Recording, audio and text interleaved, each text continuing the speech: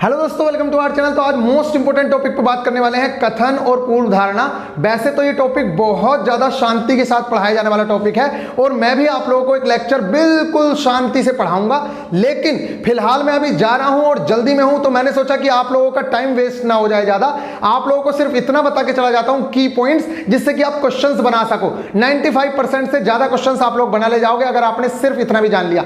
मैंने कभी इसके लिए फॉर्मूलाज उर्मूलाज नहीं देखे हैं। जो लोग कुछ रूल्स बनाते हैं, ये होता है वो होता है, आप पहले इस तरह से क्वेश्चन करके देखिएगा। अगर आपके क्वेश्चंस बन जाते हैं तब हमें रूल्स वूल्स सीखने की कोई जरूरत नहीं है। अब देखिए, अजम्पशन और स्टेटमेंट क्या चीजें हैं, आप लोग हमेशा ध्यान रखिए। अजम्पशन जो ये है ना, धारणा इसका नाम होता है, पूर्व धारणा, अवधारणा या धारणा, ये जो सारे नाम हैं ये अजम्पशंस के ही हैं। तो अजम्पशन क्या चीज है, देखो शांति से पढ़ेंगे इस चीज को, लेकिन अभी आप क्वेश्चन बनाने के लिए पढ़ लीजिए। बस आपको सिर्फ इतना ध्यान रखना है क्वेश्चन करते हुए, जब भी कोई कथन देखो आपके दिमाग में बस एक ही क्वेश्चन होना चाहिए, आखिर क्यों, इसने ये बात क्यों बोली है। अगर आपने उस क्यों का रीजन जान लिया, तब आप लोगों को पता चल गया कि भैया उसके पीछे की पूर्व धारणा क्या रही होगी।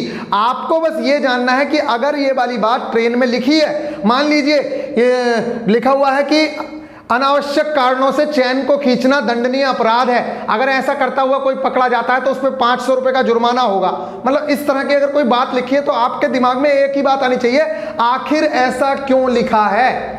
तो सीधी सी बात है कि जो चैन पुलिंग हो रही है उसके लिए लोग उसका गलत इस्तेमाल करते होंगे, ये एक अवधारणा है या ये एक पूर्व धारणा है कि गलत इस्तेमाल करते होंगे, तभी तो रेलवे वालों ने वो चीज चिपकाई है वहां पे।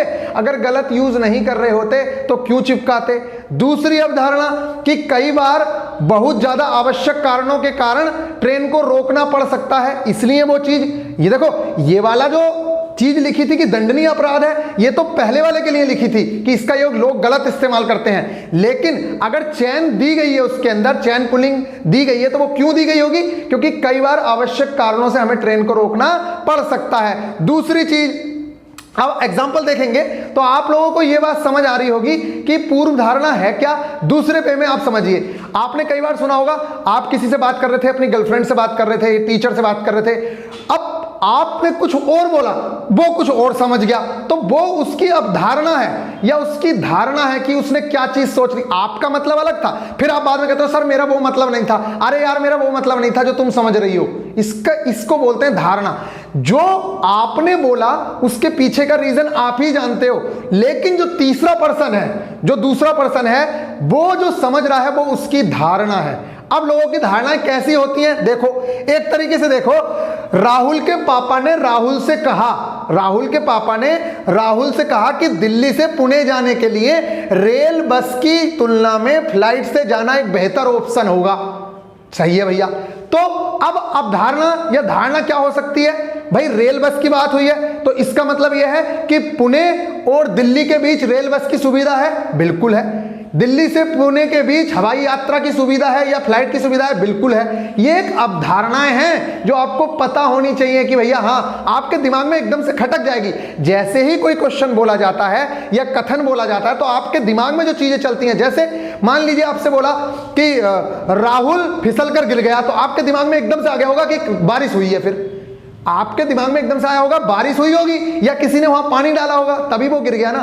तो ये जो दो चीजें आपके दिमाग में आई कि अगर वो फिसल के गिरा है तो निश्चित तौर से वहां क्या हुआ होगा, बारिश हुई होगी या पानी गिरा होगा। ये आपकी पूर्व धारणा है। तो पूर्व धारणा की अगर मैं बात करूं तो ये एक तरह का हिडन पार्ट है जो बताया नहीं जाता है, हमें अपने आप से चीजें पता चलती हैं। देखिए जैसे मान लीजिए एक तरीके से ये है, पीएम मोदी ने घोषणा की है कि हम अगस्त माह में बड़ी मात्रा में प्याज का इंपोर्ट करेंगे। ये मोदी जी ने कहा, एक मीडिया चैनल से बात करते हुए मोदी जी ने ये वाली बात कही। तो इसका मतलब क्या है भाई, उन्होंने कहा है हम इंपोर्ट करेंगे प्याज का, तो क्या हो सकता है, या तो प्याज की खपत बढ़ गई होगी इंडिया में। भाई पूर्व धारणा आप क्या लगाओगे, यही तो लगाओगे कि भैया या तो खपत बढ़ गई है प्याज की, शायद प्याज की डिमांड बढ़ रही होगी, शायद प्याज की कंजम्पशन बढ़ रही होगी, इस वर्ष प्याज का प्रोडक्शन कम हुआ होगा, मार्केट में प्राइस हाइक हो गए हैं इसलिए इंपोर्ट किया जाना है। देखो ऐसे कारण हो सकते हैं ना कि क्या पता हमारे यहाँ जो है इस बार फसल बर्बाद हो गई हो तो उत्पादन कम हुआ हो, तो ये भी एक रीजन है। क्या पता ऐसा हो कि भैया रेट बहुत ज्यादा बढ़ रहे हैं, इसलिए हम अगर इंपोर्ट कर लेंगे, बाहर से सस्ता मिल रहा है तो यहां पे चीजें सस्ती हो जाएंगी, इस तरह से भी। तो ये जो 4-5 चीजें आपने सोची या आपके दिमाग में आई, जैसे ही कथन बोला मोदी जी ने तो आपके दिमाग में आया यार ये इसलिए बोला होगा, मोदी जी ने नोटबंदी की तो आपके दिमाग में एकदम से आया होगा ना कि काला धन को रोकना चाह रहे होंगे या किसी वजह। तो ये जो चीजें आपके दिमाग में आ रही हैं, इसी चीज को अजम्पशन बोला जाता है, ठीक है। और एग्जांपल देख लो आप। तो अब क्या हुआ, सीधी सी बात है, ये पीएम मोदी ने बोला, इसके पीछे का जो सही रीजन है वो या तो कृषि मंत्री जानता होगा या पीएम मोदी जानते होंगे, लेकिन जो तीसरा पर्सन सोच रहा है वो उसकी धारणाएं या अवधारणाएं कहलाती हैं। जैसे बट देखो, ये तो मोदी जी जानते हैं, इसका सही रीजन तो मोदी जी ही जानते हैं कि ऐसा क्यों बोला होगा उन्होंने, बट थर्ड पर्सन जो इसको समझाने की कोशिश करता है तब हम कहते हैं कि वो उसकी अजम्पशन है। अजम्पशन थर्ड पर्सन के द्वारा दिया गया रीजन होता है, उसके द्वारा एक्सप्लेन करने की एक कोशिश होती है। थर्ड पर्सन क्या है, जो एक्सप्लेन करने की कोशिश कर रहा है या वो एक रीजन दे रहा है, वो चीज अजम्पशन है। तो आई होप कि आप अजम्पशन को थोड़ा थोड़ा समझ रहे होंगे। एक चीज और समझिए, अब मैं स्टेटमेंट अजम्पशन के एक एग्जांपल और देता हूं, फिर आपको इसकी डेफिनेशन समझाऊंगा, और बस आप इतना समझ गए तो मेरे हिसाब से आप मैक्सिमम क्वेश्चंस बना पाओगे। देखिए यहां पे चलिए क्वेश्चन पढ़ लेते हैं। कथन है, राम श्याम से कहता है, यहां लिखा हुआ है मेरे पास, राम श्याम से कहता है मैं समय पर पहुंचने के लिए फ्लाइट पकड़ लूंगा। ठीक है साहब, उसने कहा, राम ने श्याम से कहा कि मैं समय पर पहुंचने के लिए क्या पकड़ लूंगा, फ्लाइट पकड़ लूंगा।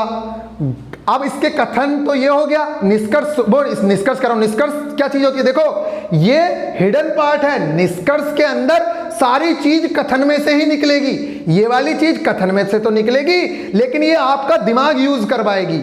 लेकिन कथन में कुछ यूज नहीं करना, जो कथन बोलेगा एज इट इज चीजें निकल के आती हैं उसमें, वो बाद में बात करेंगे। वो देखो एक चीज कहते हैं ना, किसी वाक्य को बोलने से पहले की जो सोच है वो है पूर्व धारणा। जैसे आपने कोई बात बोली तो उससे पहले सोचा होगा ना कि ये बात मैं क्यों बोल रहा हूं। पीएम मोदी जी ने ये बात बोली कि भैया हम अगस्त माह में बड़ी मात्रा में प्याज का इंपोर्ट करेंगे, तो ये बात तभी तो बोली होगी जब उनके पीछे उसकी कोई सोच रही होगी। तो इसके पीछे की जो सोच है वो पूर्व धारणा है, लेकिन इसके बाद की जो बातें होंगी वो सारी की सारी कंक्लूजन होंगी। ठीक इसी तरीके से राहुल के पापा ने अगर राहुल से ये कहा है कि भैया रेल और बस की तुलना में फ्लाइट ज्यादा बेहतर है, तो उन्होंने कुछ सोच के कहा होगा ना। तो वो जो सोच है उनकी, वो क्या है, वो उनकी सोच पूर्व धारणा है। समझ आ रही है? और उस सोच को आपको पकड़ना है और अपने शब्दों में बात बतानी है। ठीक है, अब देखिए, तो कई बार आपने ये वाली बात हो गई। तो अब देखो अजम्पशन की बात सुनते हैं। मैं क्वेश्चन कर रहा था, क्वेश्चन में कहा राम श्याम से कहता है मैं समय पर पहुंचने के लिए फ्लाइट पकड़ लूंगा। ठीक है भैया, अब धारणा या अजम्पशन क्या हो सकती है, देखिए, गंतव्य तक पहुंचने के लिए विमान द्वारा यात्रा करना सबसे तेज तरीका है। भैया एक बात बताओ, जब वो कह रहा है राम श्याम से कि मैं समय पर पहुंचने के लिए फ्लाइट पकड़ लूंगा, इसका मतलब सीधा सा यही है कि जब उसे समय से पहुंचना है तो वो बाकी साधनों को छोड़ते हुए फ्लाइट पकड़ रहा है। तो फ्लाइट सबसे तेज साधन होगा, तभी तो वो फ्लाइट की बात कर रहा है। अगर इससे तेज साधन होता तो वो उसकी बात करता। तो ये वाला कथन उसका, वो ये वाला जो इसका अवधारणा है ये इसकी सही हुई। दूसरी बात, रेल और बस परिवहन के अन्य माध्यम हैं, हो सकते हैं, लेकिन हमें बताया नहीं उसने कि परिवहन के अन्य माध्यम क्या हैं, ये उसने हमें नहीं बताया। देखो कथन में ये वाली बात बिल्कुल नहीं बोली उसने। कथन में क्या बोला, मैं समय पर पहुंचने के लिए फ्लाइट पकड़ लूंगा, बस उसने इतनी बात बोली है। अब अन्य साधन मोटरसाइकिल है, कार है, टैक्सी है, क्या है, इसके बारे में कोई बात नहीं है, इसलिए ये कथन गलत हो गया। नेक्स्ट एक क्वेश्चन और देख लेते हैं, मोस्ट इंपोर्टेंट। ये देखिए, कोई और क्वेश्चन ले लेते हैं। हाँ, एक चीज और, एक सिंपल सी चीज समझाते हैं। देखिए, जैसे कबीर जी हैं, वो कोई दोहे लिख के चले गए, भाई वो अपने सही रीजन तो वही जानते हैं उन्होंने वो वाली चीज क्यों लिखी होगी। रामायण है, गीता है, उसमें जो चीज, लेकिन ये जो लोग अब एक्सप्लेन कर रहे हैं उस चीज को, ये उनकी अपनी अभिधारणाएं, अवधारणाएं और अजम्पशंस हैं। लोग अब कह रहे हैं कि 33 कोटि का मतलब 33 करोड़ है। ये उस आदमी की जो आदमी 33 करोड़ बता रहा है, ये उसकी अजम्पशन है। कुछ लोग कह रहे हैं इसका मतलब 33 देवता है सिर्फ, कोटि का मतलब कुछ और है, करोड़ नहीं है, या कोटि का मतलब प्रकार है कि 33 प्रकार के देवता हैं। कोई कह रहा है कोटि का मतलब करोड़ है। तो जिसने बोला है उसके पास तो सही रीजन होगा, लेकिन वो तो है ही नहीं। बाकी लोग जितनी अपनी धारणाएं बना रहे हैं वो उनकी धारणा या अभिधारणा है। समझ आ गई बात? तो ये इस तरह की चीजें हैं। तो एक बार आप देखिए स्टेटमेंट के बाकी क्वेश्चंस भी करते हैं। चलो एक क्वेश्चन और कर लेते हैं यहां पे अच्छा सा। ये क्वेश्चन करते हैं हम। चलिए एक क्वेश्चन दिया है, सार्वजनिक धूम्रपान कानूनन अपराध है, ये तर्क दिया है आपको, ठीक है। आपको अनुमान लगाना है, अजम्पशन लगानी है। क्या? धूम्रपान करने वाले व्यक्ति के स्वास्थ्य के लिए हानिकारक है। अब हानिकारक है, लेकिन इसमें ऊपर वाले कथन को पढ़ो, ये व्यक्ति के स्वास्थ्य की बात ही नहीं कर रहा। उसने कथन में सिर्फ एक बात कही, सार्वजनिक धूम्रपान कानूनन अपराध है। सार्वजनिक धूम्रपान की बात कर रहा है ना, अभी आपके स्वास्थ्य की कोई बात नहीं कर रहा। तो आप ज्यादा दिमाग ना लगाओ, सिर्फ उसकी बात सुनो। नेक्स्ट, धूम्रपान सार्वजनिक स्थानों पर अन्य लोगों के स्वास्थ्य के लिए भी हानिकारक है। तो आपको क्या बताना है? उसके लिए तो हानिकारक है, वो ठीक है, लेकिन इसका आंसर आप क्या दोगे? 2 दोगे या 1 दोगे? इसका चलो आप बताना क्या होगा। वैसे मेरे अकॉर्डिंग तो जो मैं बताऊंगा वो आप लोगों को बता देंगे कि क्या आंसर होगा, ठीक है। तो आपको बताना है। तो चलिए एक क्वेश्चन हम लेते हैं यहां पे इस तरह का कि एक तर्क दिया गया कि बस यात्रा कंपनी बेस्ट ने अपने किराए में 10% बढ़ोतरी करने का फैसला लिया है। ठीक है भैया, अनुमान क्या है? अब यात्री जो है बेस्ट बस यात्रा कंपनी से कम किराए वाली अन्य बसों का विकल्प चुन सकते हैं। भाई कंपनी ने बढ़ाने का प्राइस बढ़ाने चाहें तो हो सकता है कि यात्री जो है दूसरी जगह शिफ्ट हो जाए, इसमें कोई बड़ी बात नहीं है। लेकिन अगला कथन है, किराया वृद्धि के बाद भी कुछ यात्री वहां रुक सकते हैं। अब एक बात बताओ, अमूल दूध है, अमूल कंपनी ने अपना किराया बढ़ाने की कोशिश की, तो हो सकता है लोग अमूल की जगह कोई दूसरा दूध लेना शुरू कर दें क्योंकि उसका सस्ता है। लेकिन बहुत सारे उसके कस्टमर ऐसे होंगे जो अमूल का ही दूध पिएंगे। तो ये दोनों कथन क्या हो गए? सही हो गए। कथन कह रहा हूं, दोनों जो पूर्व धारणा है वो क्या है? सही है। तो अब इसी तरीके से आप और कथन निकाल लीजिए, कई सारे कथन है। देखिए ये एक मैं और ले लेता हूं, मुझे भोजन पकाना पसंद है, ये कथन है। क्या है? मुझे भोजन पकाना पसंद है, मैं एक शेफ बनना चाहता हूं। उसने कहा मुझे भोजन पकाना पसंद है और मैं एक शेफ बनना चाहता हूं। अब इसके पूर्वानुमान क्या है? अजम्पशंस क्या है? अजम्पशन बोल रहा है मैं एक शेफ हूं, अगर शेफ होता तो क्यों बनना चाहता, इसलिए पहला कथन तो गलत हो गया। दूसरा देखो, ये ग्रुप डी के क्वेश्चन ऐसे ही आते हैं। अगला कथन देखो, मैं एक शेफ नहीं हूं, ये तो सीधी सी बात है भैया, जब तू बनना चाह रहा है तो नहीं होगा तभी तो बनना चाह रहा है, तो ये आंसर हो गया। नेक्स्ट देखो, प्रधानाध्यापिका ने सभी कर्मचारियों के अनुशासन के मुद्दों पर चर्चा करने के लिए एक बैठक बुलाई है। या प्रधानाध्यापिका ने शुल्क को जो रिवाइज करने के लिए क्या बुलाई है? बैठक बुलाई है। इस तरह के कई सारे क्वेश्चन है।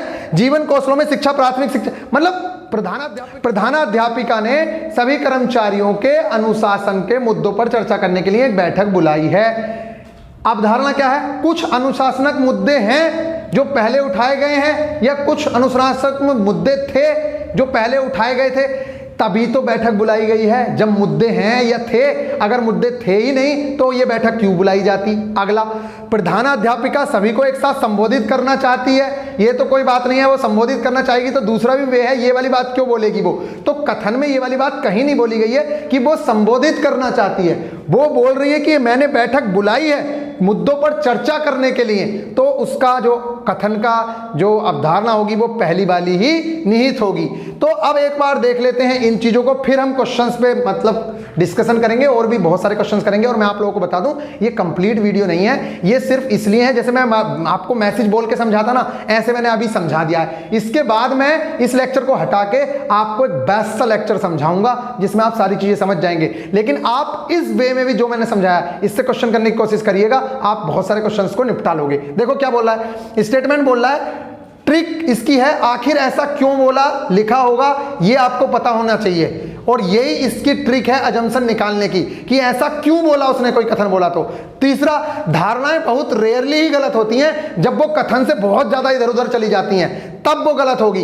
अजम्पशन है क्या? यह एक छुपा हुआ भाग है, हिडन पार्ट है। स्टेटमेंट के पीछे का रीजन ढूंढना ही क्या है? अजम्पशन है। स्टेटमेंट के पीछे का, उसने कथन को बोलने से पहले क्या सोचा या माना होगा, ये जो बात है यही अजम्पशन है। दूसरी चीज, धारणा एक तरह की संभावना होती है, ये संभावित चीज है जो आप मान रहे हो कि ऐसा होगा। It is the hidden part जो मान लिया जाता है या ऐसा होगा ही।